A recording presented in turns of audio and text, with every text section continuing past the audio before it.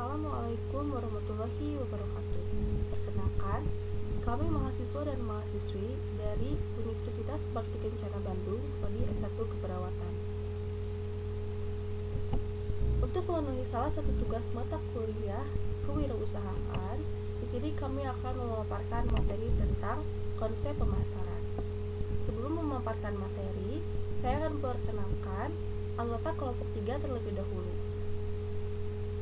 Yang pertama ada Dika Rifani, ada Neneng Siti Sarifah, Fikri Fauzi, Ria Apriliani, Nur Endah, dan Widya Desyanti. Lalu, apa itu pemasaran? Pemasaran adalah suatu sistem total dari kegiatan bisnis yang dirancang untuk merencanakan, menentukan harga, promosi, dan mendistribusikan barang-barang yang dapat memuaskan keinginan dan mencapai pasar sasaran serta tujuan perusahaan. Adapun pendapat menurut swasta bahwa konsep pemasaran adalah sebuah falsafah bisnis yang menyatakan bahwa pemuasan kebutuhan konsumen merupakan syarat ekonomi dan sosial bagi kelangsungan hidup perusahaan. Lalu, apa saja sih fungsi pemasaran? Fungsi pemasaran secara teoritis dibagi menjadi 9 fungsi. Yang pertama yaitu fungsi perdagangan atau merchandise.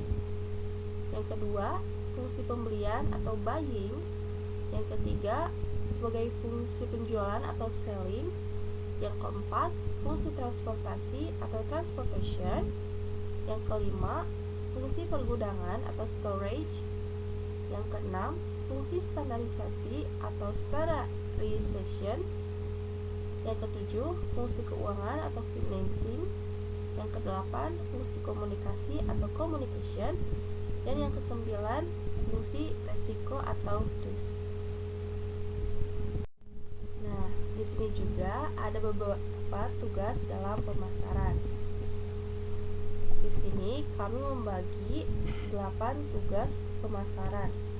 Yang pertama yaitu mengubah orang yang tidak suka terhadap suatu produk menjadi suka atau lebih ke memikat, seperti itu. Atau bisa disebut juga dengan conversational marketing.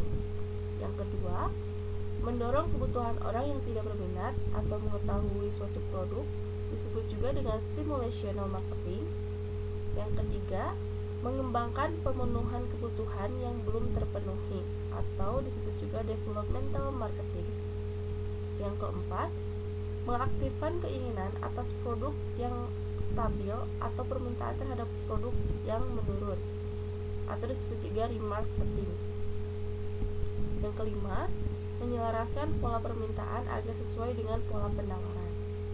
Yang keenam, memelihara tingkat penjualan yang sudah ada terhadap suatu produk, disebut juga dengan maintenance marketing. Yang ketujuh, mengurangi tingkat penjualan yang sudah ada terhadap suatu produk tertentu atau demarketing. Yang kedelapan, merintangi permintaan atau keinginan terhadap suatu produk tertentu atau counter marketing. Lalu, apabila ada pertanyaan, bagaimana sih orientasi setiap perusahaan itu? Apakah sama ataukah berbeda-beda? Nah, ini dia penjelasannya. Orientasi terhadap pasar atau terhadap perusahaan berbeda-beda antara suatu perusahaan dengan perusahaan lain, tergantung konsep yang digunakan oleh perusahaan dalam melaksanakan kegiatan pemasarannya. Hal ini merupakan falsafah yang mendasari usaha pemasaran perusahaan terkait dengan bobot relatif antara kepentingan perusahaan sendiri, konsumen, dan masyarakat umum. Seperti itu. Di dalam sebuah konsep pemasaran, tentu saja pasti ada strategi pemasaran. Di sini kami membagikan 5 langkah dalam strategi pemasaran. Yang pertama yaitu segmenting, targeting, dan positioning market atau disingkat dengan STPM. Langkah kedua disebut dengan marketing mix. Langkah ketiga disebut dengan membangun kreativitas pemasaran. Langkah keempat, konsistensi dan fokus. Serta langkah kelima, selalu melakukan evaluasi bisnis. Lalu, Apa sih yang dimaksud dengan segmenting, targeting, dan positioning market? Nah, untuk langkah yang pertama, itu adalah menentukan terlebih dahulu segmentasinya, target, dan posisi pasar dari bisnis Anda. Sedangkan, untuk pengertian segmenting itu sendiri, yaitu merupakan sebuah kegiatan untuk membagi-bagi pasar menjadi beberapa kelompok pembeli yang berbeda dan memiliki kebutuhan karakteristik atau perilaku yang berbeda-beda, serta mungkin membutuhkan bauran pemasaran yang juga berbeda. Sedangkan targeting adalah proses pemilihan dan penentuan atas segmen pasar yang telah dilakukan sebelumnya. Untuk positioning market disebut juga dengan penempatan produk. Adalah proses untuk menempatkan produk agar dapat sesuai dengan profil atau karakteristik dari target market itu sendiri. Nah, untuk langkah kedua disebut dengan marketing mix atau disebut juga dengan bauran pemasaran. Di sini dalam marketing mix dibagi menjadi 7P, yaitu yang pertama produk, price, place, promotion, process, people, physical evidence. Marketing mix atau bauran pemasaran merupakan variabel-variabel terpenting yang berupa konsep pemasaran yang nantinya akan menentukan bagaimana strategi pemasaran bisnis yang harus dilakukan. Selanjutnya, langkah ketiga yaitu membangun kreativitas pemasaran. Semakin tingginya tingkat kompetensi dari dunia bisnis, maka para pebisnis harus memiliki strategi bisnis yang lebih kreatif, tentu saja, untuk memikat para konsumen. Seperti contoh, jika dulu saat ingin melakukan promosi, maka sudah cukup hanya dengan melalui media cetak saja, mungkin seperti koran dan majalah atau televisi. Namun, sekarang seiring dengan kemajuan teknologi, dan begitu cepatnya arus informasi serta kebutuhan akan informasi yang begitu cepat dan lebih kredibel merupakan suatu kebutuhan yang harus kita penuhi dengan segera. Salah satunya dengan cara adalah dengan jalan semakin memaksimalkan beberapa media digital yang saat ini sudah semakin banyak para pengguna yang mencari informasi melalui media tersebut. Kita sebut saja seperti mesin pencarian seperti Google, atau dari sosial media seperti Facebook mungkin, Instagram, atau Twitter. Ya, berikut ini merupakan beberapa contoh media digital yang sebenarnya masih bisa dimaksimalkan oleh para pengusaha dalam menyebarkan segala informasi bisnisnya dalam upaya untuk semakin meningkatkan kemampuan bersaingnya, seperti yang pertama, website milik perusahaan, yang kedua sosial media, yang ketiga yaitu blog resmi milik perusahaan. Seperti itu. Langkah yang keempat yaitu konsistensi dan fokus.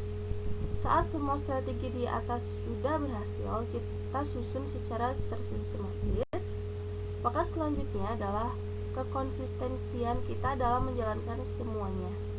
Konsisten dan fokus terhadap produk serta target pasar adalah sangat penting untuk dilakukan, karena kita akan dapat untuk menentukan kemana arah terbaik dari bisnis kita untuk kedepannya. Selanjutnya adalah langkah kelima, melakukan evaluasi bisnis. Setelah menjalankan strategi bisnis tersebut, maka jangan lupa untuk selalu melakukan proses evaluasi secara konsisten dan berkala. Hal seperti ini sangat penting untuk dilakukan karena dengan adanya proses evaluasi, maka Anda akan semakin mengetahui apakah strategi pemasaran yang sudah Anda jalankan selama ini masih relevan dengan target bisnis Anda atau tidak.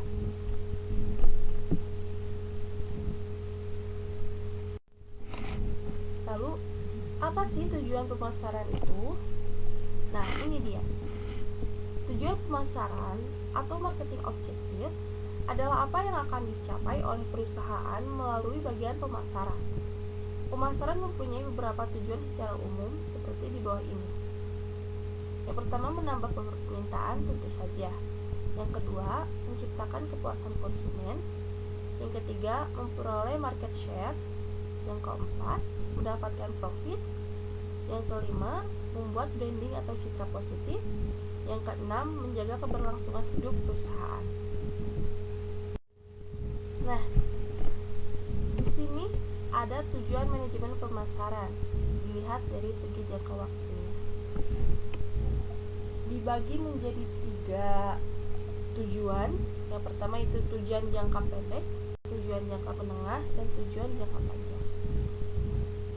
Tujuan jangka pendeknya itu untuk apa sih? Nah, ini dia.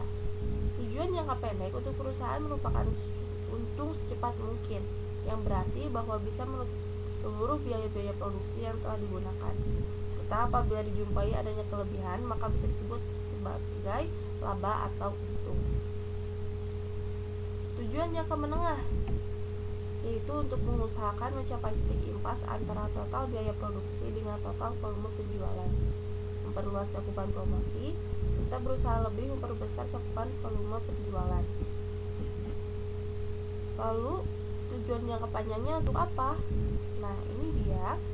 Untuk jangka panjang perusahaan adalah mempertahankan para pelanggan setia supaya tetap loyal dengan produknya. Di antaranya dengan menerapkan produk yang inovatif, kreatif, serta berdaya guna lebih, dan juga memberikan potongan harga khusus untuk pelanggan. Ya, mungkin hanya itu materi yang dapat kami sampaikan tentang konsep pemasaran. Terima kasih kepada teman-teman yang sudah menonton materi ini. Semoga materi ini dapat menambah ilmu kita, menambah wawasan kita tentang konsep pemasaran. Saya ucapkan mohon maaf juga apabila dalam pemaparan materi terdapat kesalahan kata atau kekurangan dalam penyampaian materi. Terima kasih kepada teman-teman. Apabila ada saran atau masukan, silahkan cantumkan di kolom komentar.